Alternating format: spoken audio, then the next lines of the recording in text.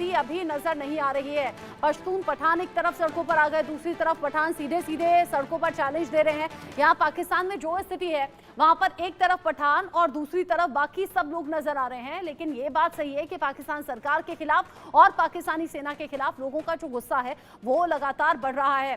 साथ ही साथ इसमें पठान किस तरीके से अब सरकार की सरदर्दी बढ़ा रहे हैं ये आप जान लीजिए। इमरान खान उनमें से एक हैं, गौहर खान है, उमर अयूब हैं और जरताज गुल भी उन्हीं में से आते हैं जो सरकार के लिए सरदर्द साबित हो रहे हैं। हालांकि इमरान खान तो जेल में बंद है, लेकिन बावजूद उसके शहबाज सरकार के लिए वो एक बड़ी चुनौती बने हुए हैं, क्योंकि इमरान खान भले ही जेल में है लेकिन जो बाकी उनके समर्थक हैं या फिर जो बाकी पार्टी कार्यकर्ता हैं वो बाहर लोगों के बीच जा रहे हैं। एक बड़ी फॉलोइंग भी है इमरान खान की, जिसमें मुश्किलें उनकी बढ़ रही हैं। साथ ही साथ मशाल यूसुफ जई का नाम भी इनमें सामने आता है, साथ ही साथ शानदाना गुलजार इसमें आते हैं। सारे जो पश्तून पठान हैं वो सरदर्द यहाँ पर शहबाज सरकार का बढ़ा रहे हैं और इसीलिए बड़ी संख्या में जो पश्तून पठान हैं वो सड़कों पर आ गए और 10,000 से ज्यादा की संख्या में ये जो पठान है ये अभी सड़कों पर आ चुके हैं। जो स्थिति अभी यहाँ पर, चूंकि पाकिस्तान में जो हालात आउट ऑफ कंट्रोल की स्थिति में नजर आ रहे हैं, एक तरफ पठान है जो सीधे सीधे चैलेंज दे रहे हैं और दूसरी तरफ पाकिस्तान सरकार और पाकिस्तानी सेना नजर आती है।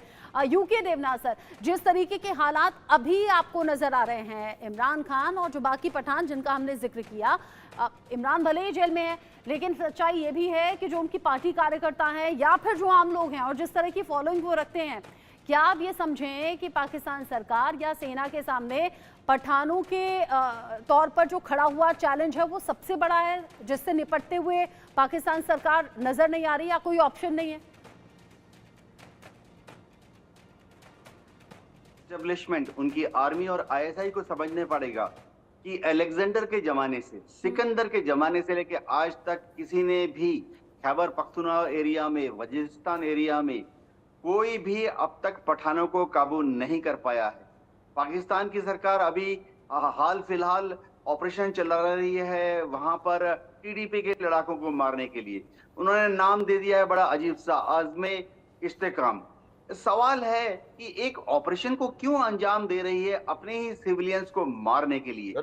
इसके पहले भी पाकिस्तान की आर्मी ने वहां पे ज़रबे अज़ा ऑपरेशन चलाया था जिसके तहत बड़ी तादाद में सिविलियंस को, खातिन को या तो मार दिया गया या कम से कम उन्हें परेशान किया गया।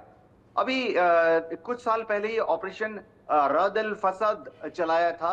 ऑपरेशन फसाद के दौरान पाकिस्तान की आर्मी ने अफगानिस्तान डूरेंट लाइन पर जो पठान हैं उनको टैंकों से, तोपों से और पाकिस्तान की एयरफोर्स का इस्तेमाल करते हुए खत्म करने की कोशिश की थी। एयरफोर्स इस तरह के ऑपरेशन करती है टैंक, तोप, हवाई जहाज के साथ, तो आतंकवादी तो शायद टीडीपी का या दूसरा आतंकवादी एक आधी शायद नष्ट होता होगा, लेकिन आसपास के जो दूसरे 10 झोपड़ियां हैं, गांव हैं, घर हैं, उसमें 10 दूसरे परिवार जिसमें छोटे बच्चे होते हैं, बूढ़े होते हैं, बुजुर्ग होते हैं, कमजोर होते हैं, बीमार होते हैं, वो भी मारे जाते हैं। तो पाकिस्तान की एस्टेब्लिशमेंट को समझना पड़ेगा कि हथियारों के इस्तेमाल से वो जो पठान हैं उनको कभी नहीं दबा पाएंगे। पठान लोग बहुत ही बहादुर होते हैं, जाबाज होते हैं, उनका एक जिगरा होता है कि वो किसी की बात नहीं सुनेंगे, वो ऑटोनॉमी चाहते हैं, चाहे वो सिकंदर जिगर वाले हो, चाहे वो जिगर वाले पठान जिस तरीके से यहाँ सीधे सीधे पाकिस्तान सरकार को चैलेंज दे रहे हैं।